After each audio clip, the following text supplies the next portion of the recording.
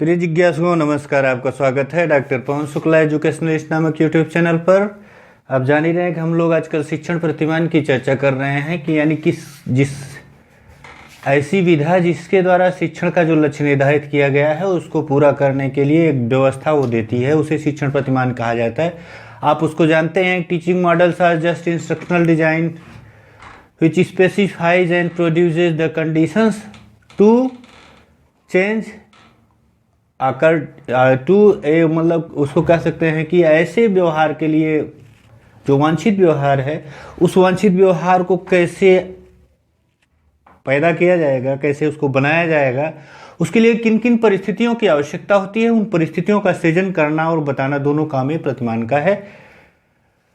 तो आज के वीडियो के इस अंक में हम बात करते हैं शिक्षण प्रतिमान के तत्व की, एलिमेंट्स ऑफ टीचिंग मॉडल की बात करते हैं कि जो शिक्षण प्रतिमान है जो इतना बड़ा कार्य करता है हमारी शिक्षा जगत के लिए कि शिक्षक उद्देश्यों को पूरा करने के लिए एक क्रियाओं का पूरा ब्यौरा देता है, क्रियाकलापों का एक पूरा संगठन प्रस्तुत करता है।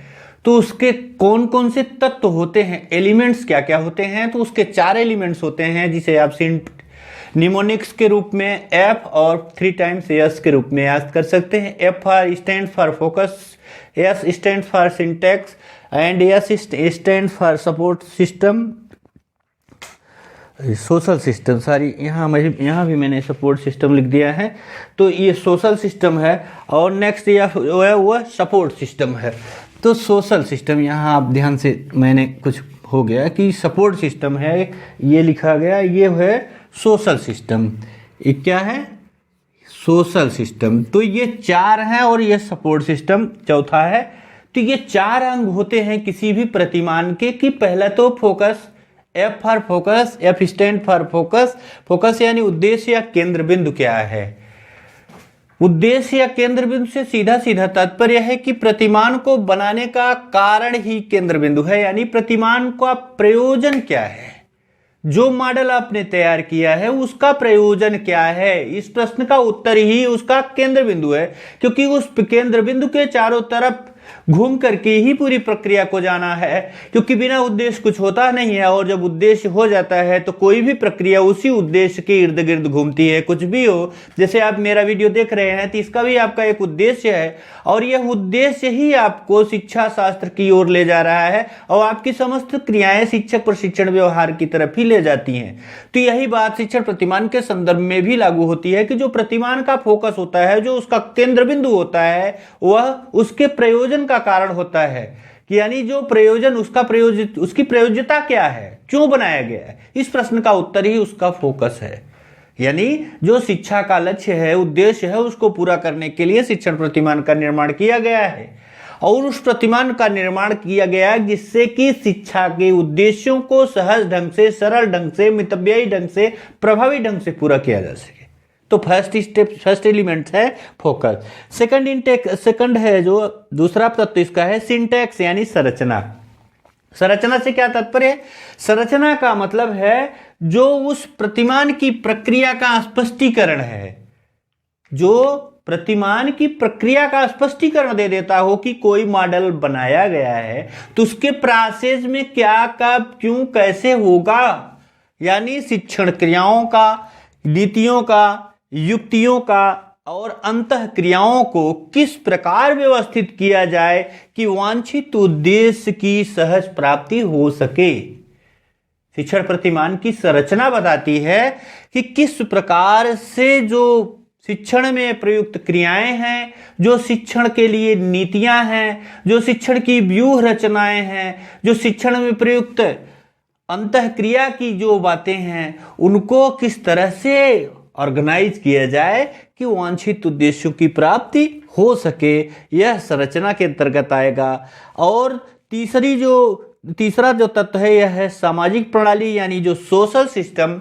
सोशल सिस्टम बताता है कि छात्र और शिक्षक छात्र के मध्य अंतः क्रिया कैसी होगी, जो छात्र छात्र के मध्य अंतःक्रिया है और जो शिक्षक और छात्र के मध्य अंतःक्रिया। आप जानते हैं कि जो शिक्षण की प्रक्रिया है, शिक्षण की प्रक्रिया ही है अंतःक्रिया, जिसमें एक अधिक परिपक्व व्यक्तित्व यानी जो पढ़ा रहा है दूसरे कम परिपक्व व्यक्तित्व के उत्थान के लिए, उसके विकास के लिए, उसके उन्मुखीकरण का प्रयास करता है।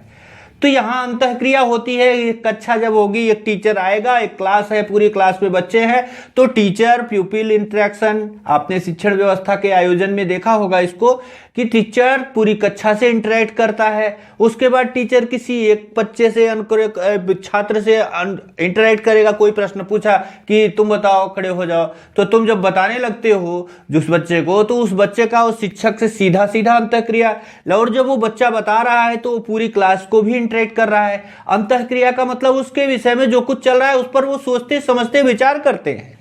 तो ये सपोर्ट सिस्टम बताता है कि छात्र व शिक्षक व छात्र के मध्य अंतःक्रिया कैसी होगी, अब प्रेरणा प्रविधि कैसी होगी, पुनर्बलन की युक्ति कौन सी होगी, इसके बारे में बात करना यह सपोर्ट सोशल सिस्टम का कार्य है। क्योंकि शिक्षा भी एक सामाजिक प्रक्रिया है।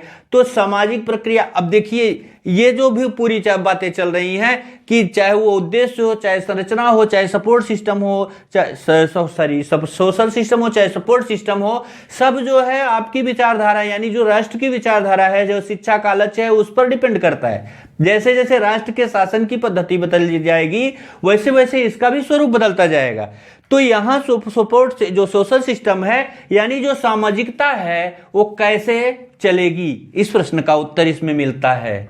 और जो चौथा है वह है सपोर्ट सिस्टम यानी जो मूल्यांकन प्रणाली कही जाएगी, यानी सहायक प्रणाली।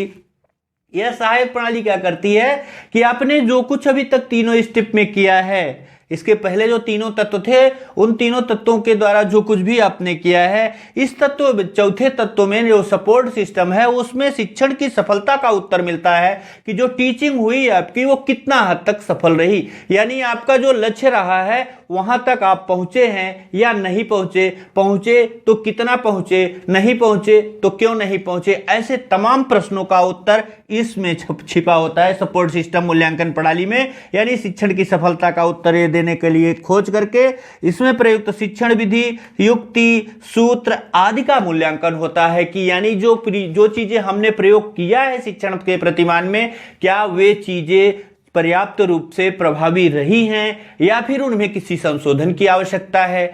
जो कुछ भी प्रतिमान का आपने अब तक यस तक किया है, तो लास्ट वाला यस यह बताएगा कि क्या वे सब सही थी या उनमें कुछ सुधार की गुंजाइश है, आवश्यकता है, यदि है तो कितने की है, कहां की है, उसकी भी बात ये सपोर्ट सिस्टम आपके सामने प्रस्तुत करता है। क्योंकि शिक्षा का लक्ष्य है कि अधिक से अधिक सरल तरीके से जो वांछित उद्देश्य है उसकी प्राप्ति की जाए। तो आज के वीडियो के अंक में हमने शिक्षण प्रतिमान के तत्वों के बारे में सहज ढंग से जानने का प्रयास किया। आप जो कुछ भी कहना हो आप आइए, कमेंट बॉक्स में आपका स्वागत है। चैनल लाइक शेयर सब्सक्राइब अवश्य कर लीजिएगा।